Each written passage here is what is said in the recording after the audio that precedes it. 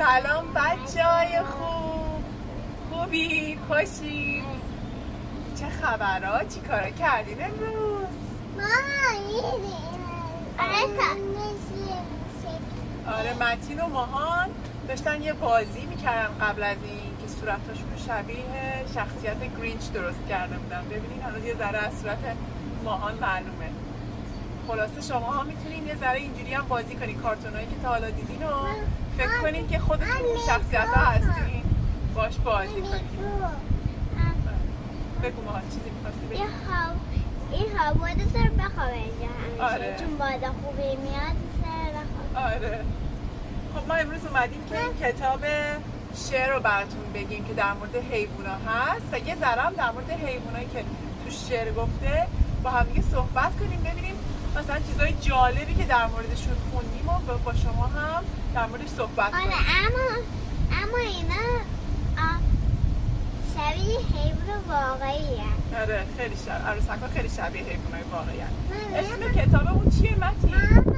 ببین اسم کتابمون هست حیوانات ناز و قشنگ از همه جور از همه رنگ. شعرش هم خانم مریم تالشی گفته. خب فکر می‌کنی اولین حیوان چی باشه؟ گاو. عکسشو دیدی فکر کنم. گاو. منم گاو مفیدم، به آدما شیر میدم، دوغ و پنیر و کره بابات برات میخره. بچم شده یه ساله، بهش میگن گوساله. چه خوشگل و چه ماهه، آروم و سر به راهه. گاو. مامان میخوای شما عروسک گاو داشته باشی؟ آره. یه دونه هم متین داره. گاو. پاپو رو بدیم به من که بعدا دوباره نقش میشه اجرا میکنه. من گاو مفیدم، به آدما شیر میدم. درسته؟ دوغ و پنیر و کره بابات برات میخره. یعنی دوغ و پنیر و کره از چی درست میشه؟ از شیر گاو. بچم شده یه ساله، بهش میگن گوساله. اسم بچه گاو گوساله است. چه خوشگل و چه ماهه، آروم و سر به راهه. جانم خب شیر میدم بهتون که قلیشون آفرین، شیر آدم میخوره خیلی قوی میشه. کلسیم داره. تو سزان وارد تخم مرغ خورد، منم گفتم تخم مرغ میخوردن قوی میشین. با ایچه دار میشین. با ایچه دار میشین. تخم مرغ توش پروتئین داره، شیر توش کلسیم داره، برای استخونامون خوبه. تازه یه چیز خوبتری که خیلی خوشمزه و شیرینه. میدونی چیه؟ پرتقال تو ویتامین داره که پرتقال میخورید شما خیلی قوی تر بشین. درسته. حالا اونم در موردش یه نمایش دیگه داریم که در مورد میوه ها و سبزیجات حرف میزنیم. امروز میخوایم در مورد حیوونا حرف بزنیم. بای بای متین بذار ببینیم گاوا چیز جالب در موردشون چه چیزی هست حالا که شعرشو خوندیم. بچه‌ها یه چیزی میخوام بگم. میدونستی گاوا میتونن تا 8 ساعت تو روز غذاشونو بجوان؟ 8 ساعت خیلیه. آره بعضی وقتا میگن نشخوار میکنن. میدونی نشخوار یعنی چی؟ یعنی غذایی که میخورن رو یه ذره میجوان بعد قورت میدن، بعد یه سری ماده‌هایی توی قسمت بدنشون بهش اضافه میشه که قشنگ بتونه هضم بشه غذا. دوباره غذاشون میاد بالا تو دهنشون، دوباره میتونن بجوانش. آره ماما خیلی جالبه نه؟ واسه همین تا 8 ساعت میتونن نشخوار همینجوری هم بجوان. خب یه چیز دیگه جالب گاوام اینه که با آدما دوست میشن. آره مامان، آدم ها صاحبشون رو میشناسن، باهاش دوست میشن، یادشون میمونه که کی بهشون محبت کرده، تازه باهاشون بازی هم میکنن. خیلی جالبه نه؟ آره تا میری نزدیکشون میپرن اینجوری. آره بازی میکنن باشون. آره ببینید این گاوی که متین دستشه گاو شیرده هست. یکی دیگه از چیزای خیلی جالب و مفید اون میزان شیری هست که گاوا به ما آدما میدن. تازه یا بابا گاو یا مامان گاو. آره این بابا گاوه اون مامان گاوه. مامان گاوا شیر میدن مثل مامانای آدما که به بچه‌هاشون شیر میدن دیگه. گاوا هم شیر میدن، هم به بچه خودشون هم شیر اضافه تر برای آدما. شیر نداره. آره نداره. خب بریم سراغ حیوان بعدی. زرافه. زرافه بچه ها.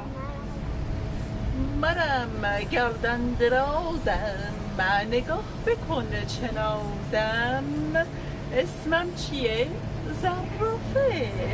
گاهی میشم کلافه، خلخال پوست تنم، بلند این گردنم. درخت با برگ تازه برام غذا میسازه. زرافه. این زرافه که میبینین دست ماهان هست، ما میخوایم شعرشو بخونیم.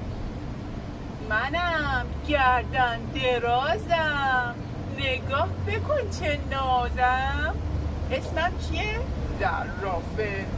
گاهی میشم کلافه، خال پوست تنم. میبینی روی تنش خال داره، شبیه پلنگ. شبیه پلنگ. آفرین.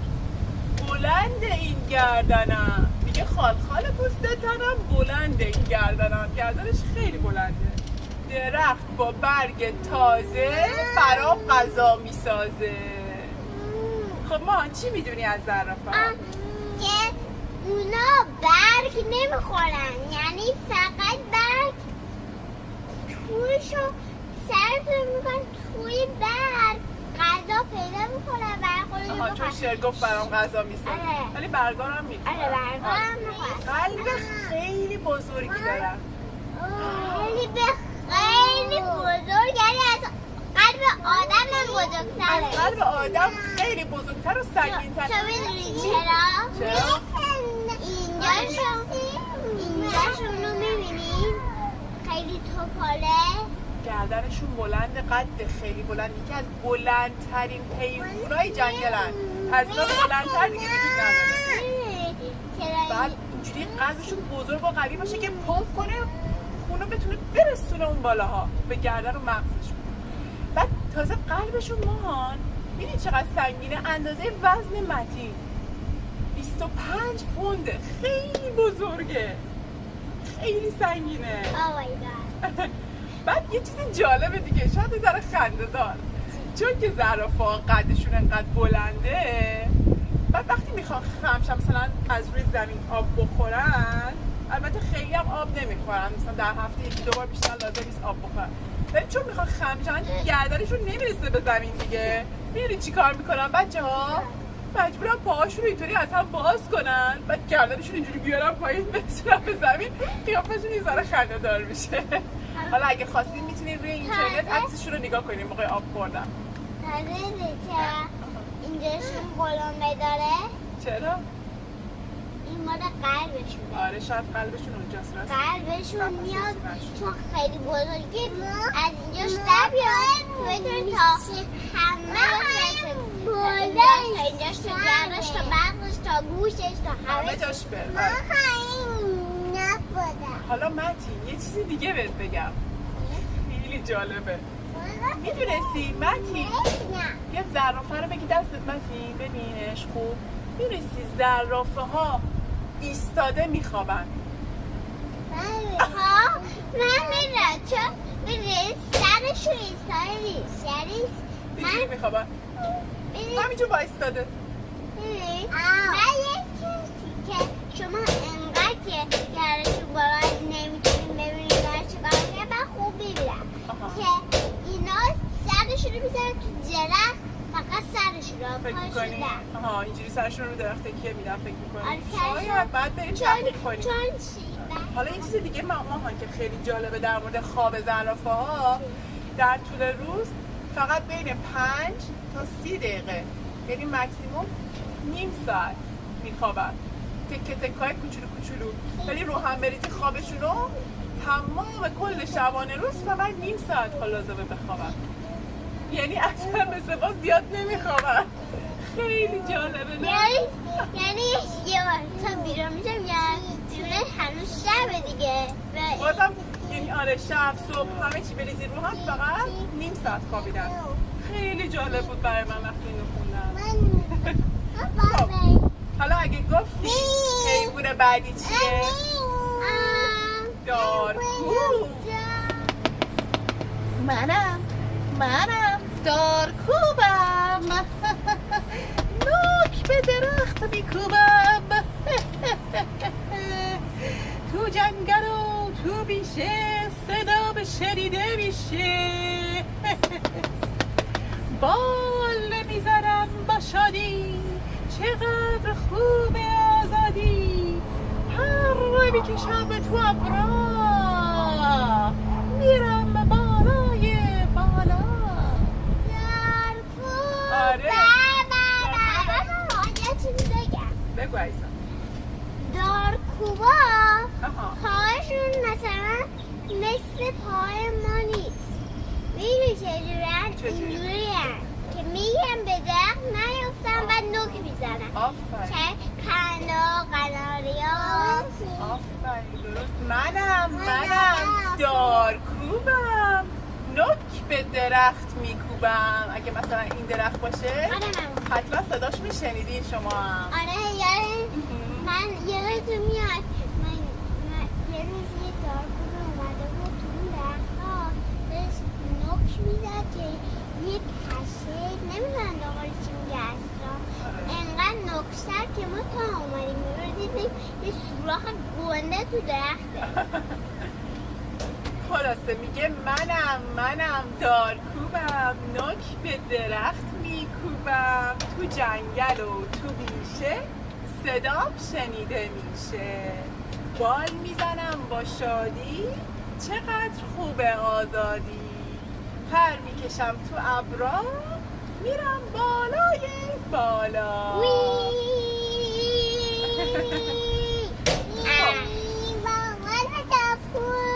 آره هاپو هم دست متینه. بچه یه چیز جالب در مورد دارکوبا اینکه یه زبون خیلی دراز دارن. 4 اینچه زبونشون نسبتا به نسبت به جثه‌شون درازه.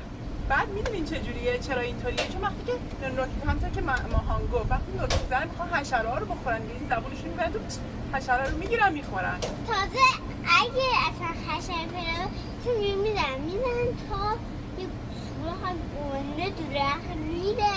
آره. و اینا راحت میتونن برن تو. راحت میرن توی درخت. درسته. توی درخت میرن که باید پیدا کنن. اگه پیدا کردن یه نوک کوچیک پیدا کردن حالا اینی که داریم در موردش حرف میزنیم در مورد پنجه هاشون گفتیم خیلی جالبه چون اینا باید خودشون رو به تنه درخت محکم بگیرن که بتونن نوک همونی که بزنن. من گفتم همونی که شما گفتی دارم میگم. اینا مجموعاً 2 تا پنجه این ور 2 تا پنجه اون ور داشته باشن اینطوری خودشون رو با دومشون و پنجهشون محکم به درخت میگیرن. این دومش و خیلی پنجه‌های قوی دارن. بلند و قوی خیلی بلند ناخن‌هاشون. مثلا اگه شما این رو از کفش داشته باشین میتونه واقعا از درخت بریم بالا. اگه آدم آره. بتونه یه همچین چیزی اختراع کنه میتونه به وسیله‌اش بره بالا. آره. حالا این چیز جالب دیگه در مورد دارکوبا میدونین چیه بچه‌ها؟ که مثل پرنده‌های دیگه آواز نمیخونن خیلی ولی با همون زدن روی تنه درخت‌ها یا مثلا آهن چوبای تو خالی به هم دیگه خبر میدن. اینجوری با هم حرف میزنن. زنبور هم الان اومد که بخوردش. خب یه چیز دیگه خیلی جالبم در مورد دارکوبا میدونی چیه ماها؟ چی؟ که در یه ثانیه 20 بار میتونن بکنن به تنه یه چیزی به درخت خیلیه. 20 آره بعد تازه این یعنی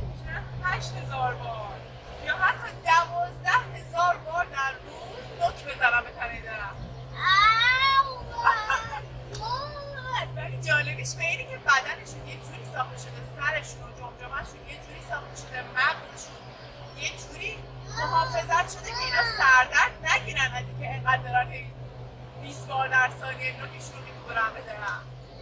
خلاصه این هم از دارکوبا. حالا اگه گفتی حیوان بعدی بود چیه؟ میمون. آفرین، میمون. حالا ما میمون رو براتون